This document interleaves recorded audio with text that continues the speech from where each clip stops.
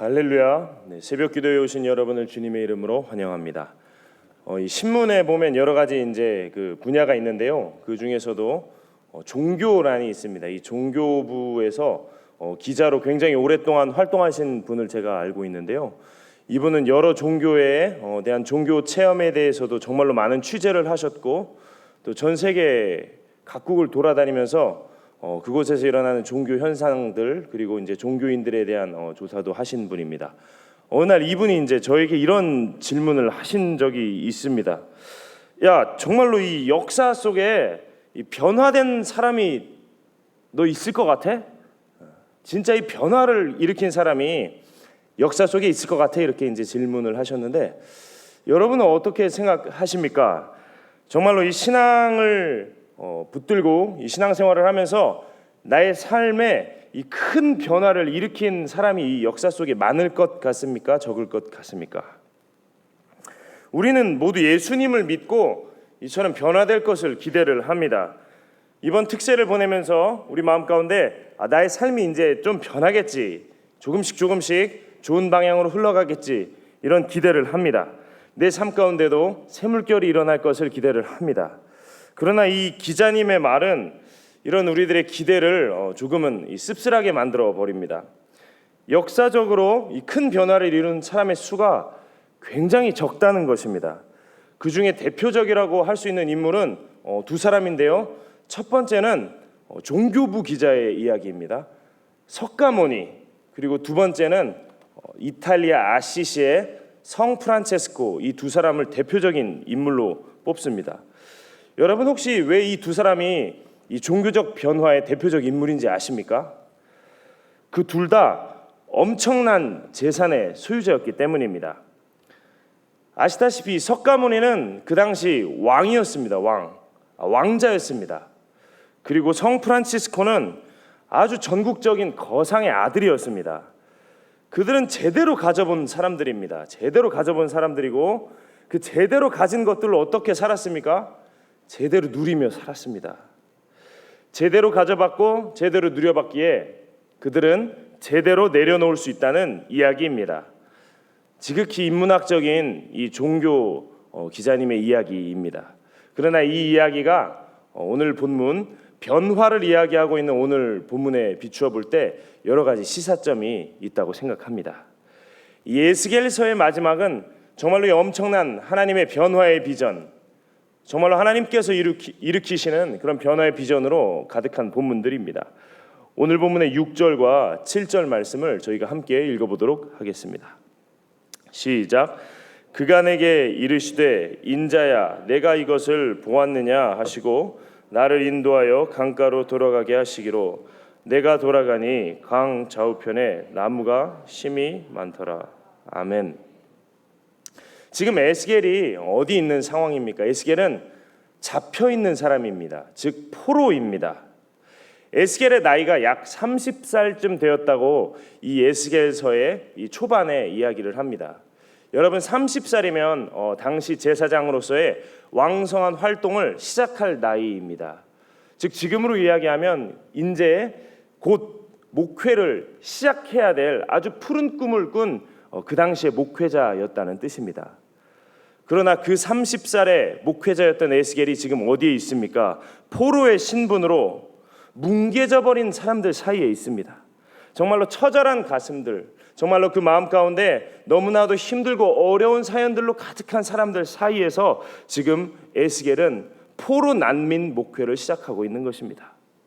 그처럼 힘들고 어렵게 살아가던 이 젊은이의 입에서 어떻게 이처럼 아름다운 고백이 나올 수 있단 말입니까? 하나님께서도 오늘 본문을 보면 이런 에스겔의 처절한 마음을 아시는 듯이 정말로 부드럽게 다가오십니다. 에스겔아, 너 이것을 보았니?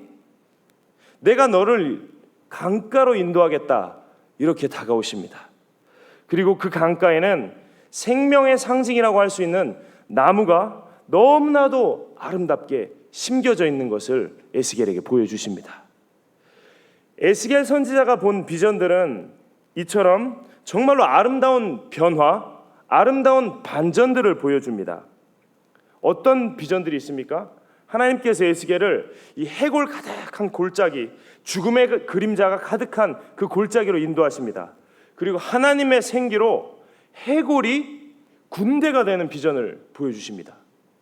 또 어떤 비전이 있습니까?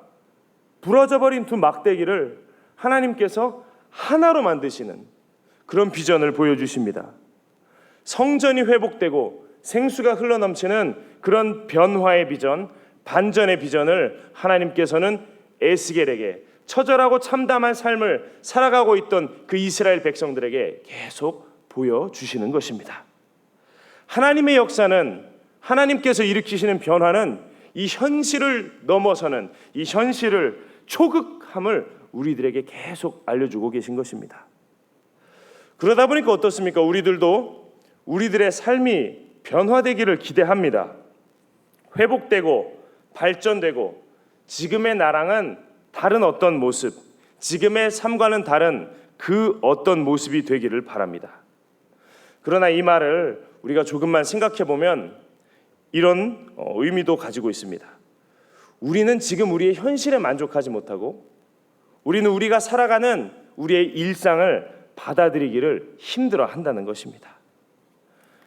저도 신앙생활하면서 변화하고 싶습니다.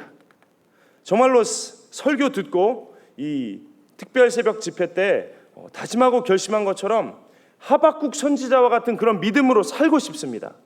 이 하박국서 3장 17절 18절 뭐라고 이야기하고 있습니까? 비록 무화과 나무가 무성하지 못하며 포도나무에 열매가 없으며 감람나무에 수출이 없으며 그러나 나는 여호와로 말미암아 즐거워하며 나의 구원의 하나님으로 말미암아 기뻐하리로다. 아멘.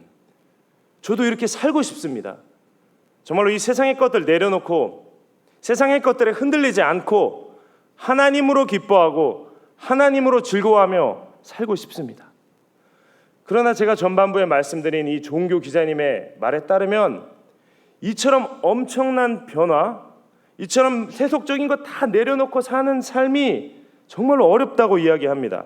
하나님만으로 기뻐할 수 있는 사람, 하나님만으로 즐거워할 수 있는 사람은 정말로 극소수라는 것입니다. 그렇다면 어떻게 해야 합니까? 우리는 어떻게 살아야 합니까? 오늘 본문은 우리들에게 조금씩 기뻐하며 조금씩 감사하며 살 것을 가르쳐주고 있습니다. 8절 말씀을 저희가 함께 읽어보도록 하겠습니다. 8절입니다. 시작. 그가 내게 이르시되 이 물이 동쪽으로 향하여 흘러 아라바로 내려가서 바다에 이르니 이 흘러내리는 물로 그 바다의 물이 되살아나리라. 아멘. 여러분, 이 물이 일으키는 변화의 특징이 있습니다. 이 물이 일으키는 변화는 천천히 점진적입니다. 이 세상의 많은 변화는 점진적입니다.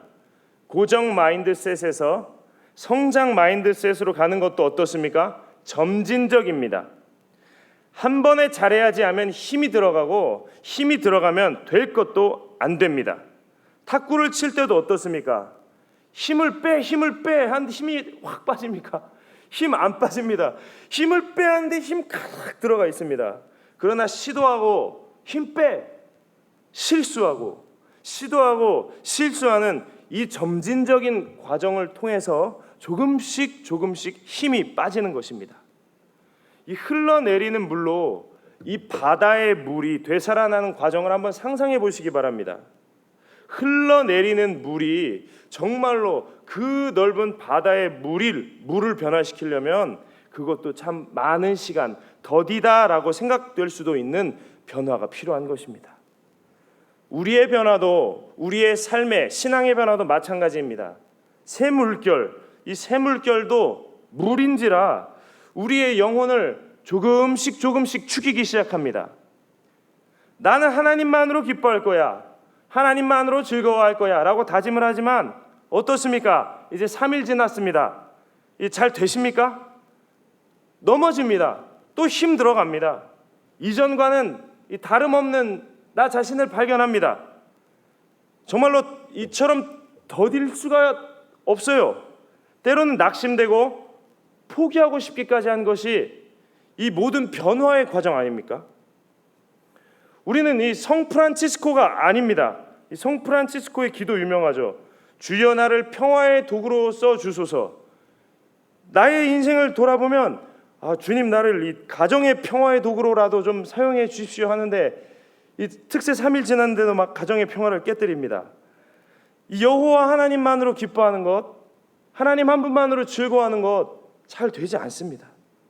그러나 이때 우리가 계속 주님의 은혜를 구하는 것을 힘 빼는 것처럼 포기하지 않는다면 여전히 남아있는 은혜를 하나님께서 보여주시기 시작하십니다.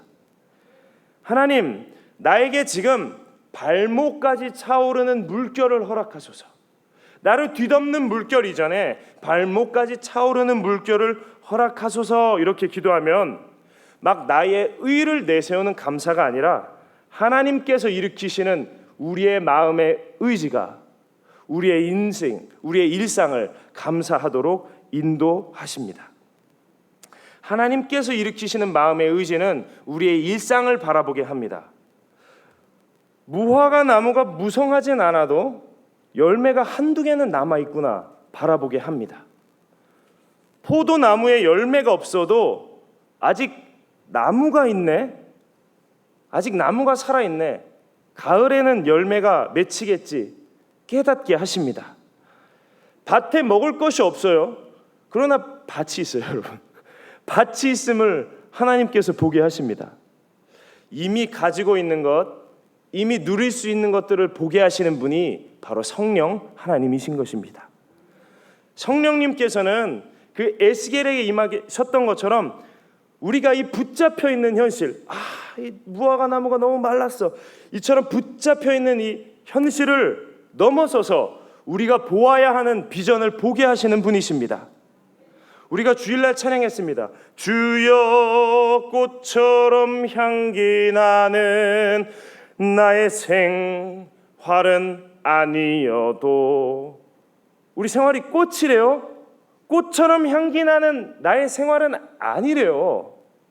나의 삶이 비록 이 꽃처럼 향기 나는 삶은 아니지만 그래도 로즈마리 정도는 되는구나. 로즈마리 풀이잖아요. 꽃은 아니잖아요. 바질 정도는 되는구나. 이 바질 잎사귀가 없으면 이 화덕 피자집 문 닫아야 합니다.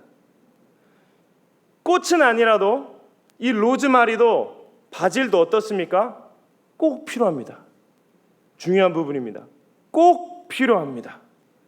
성령님께서 우리의 삶 가운데 이처럼 작은 부흥을 하나둘씩 일으켜가기 시작하십니다. 그리고 이런 작은 부흥이 하나둘씩 모여서 하나님의 때에 너무나도 아름다운 주님의 역사가 그 언젠가 주님의 때에 이루어지는 것입니다. 오늘 본문의 12절은 이렇게 이야기하고 있습니다. 함께 읽어보도록 하겠습니다. 12절입니다. 강 좌우가에는 각종 먹을 과실나무가 자라서 그 잎이 시들지 아니하며 열매가 끊이지 아니하고 달마다 새 열매를 맺으리니 그 물이 성소를 통하여 나옴이라. 그 열매는 먹을 만하고 그 잎사귀는 약재료가 되리라. 아멘. 하나님께서는 우리들에게 우리의 현실을 넘어서는 비전을 통하여서 우리의 삶 가운데 일어날 주님의 점진적인 회복을 선포하십니다. 오늘 하루가요, 여러분, 실패한 것 같고 넘어진 것 같고 때때로 또 힘들어가서 날아가 버린 탁구공 같은 오늘 하루가 하나님께서 우리의 인생을 통하여서 주님의 그 오메가 포인트, 주님의 그 하나님 나라로 인도하시는 길목 가운데 있음을 여러분 믿으시기 바랍니다. 하나님께서 붙드시는 하루는 그 어떤 하루도 낭비될 것이 없고, 하나님께서 붙들고 놓지 않으시는 이 하루가 주님의 나라로 가는 지름길인 것입니다. 지금 우리의 모습이 어떠하든, 어떤 환경 가운데 있던, 어떤 상황 가운데 있던 하나님께서 함께 하신다면 그 하루는 거룩한 주님의 히스토리, 주님의 역사 안에 있는 것입니다. 우리가 보기엔 너무나 먼 것 같아요. 내가 그 목사님 이길 수 있을까? 너무 먼 미래 같습니다. 그러나 정말로 많은 이 하나님을 사랑하는 사람들, 하나님께 기도했던 신비가들은 이렇게 이야기합니다. 에스겔과 같이 이렇게 고백합니다. 그 회복의 환상, 그 아름다운 미래, 그 멋진 역사가 때때로 무기력하게 느껴지는 오늘의 그 연장선상에 있다라고 이야기합니다. 제가 초반에 언급했던 그 기자님의 말로 오늘 설교를 마무리하도록 하겠습니다. 역사 속에 극적인 변화를 이룬 분들은 많지 않습니다. 그러나 이 현실을 뛰어넘는 하나님에 대한 믿음으로 하루하루를 성실하고 행복하게 살아간 사람들이 있기 때문에 오늘날까지 기독교는 이어져 내려오고 있는 것입니다. 여러분, 오늘 하루를 통하여서 하나님을 보게 되는 이 축복이 우리 명성제일교회 가족들 모두의 삶 가운데 가득하기를 주님의 이름으로 축복합니다. 기도하겠습니다. 하나님 아버지, 우리로 하여금 우리의 현실 가운데서 주님을 볼 수 있도록 역사하여 주시옵소서.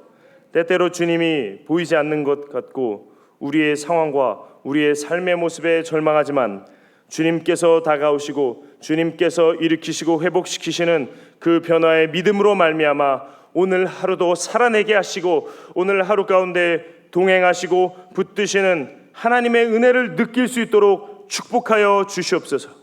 주님께 모든 것을 맡겨드립니다. 예수 그리스도의 이름으로 기도합니다.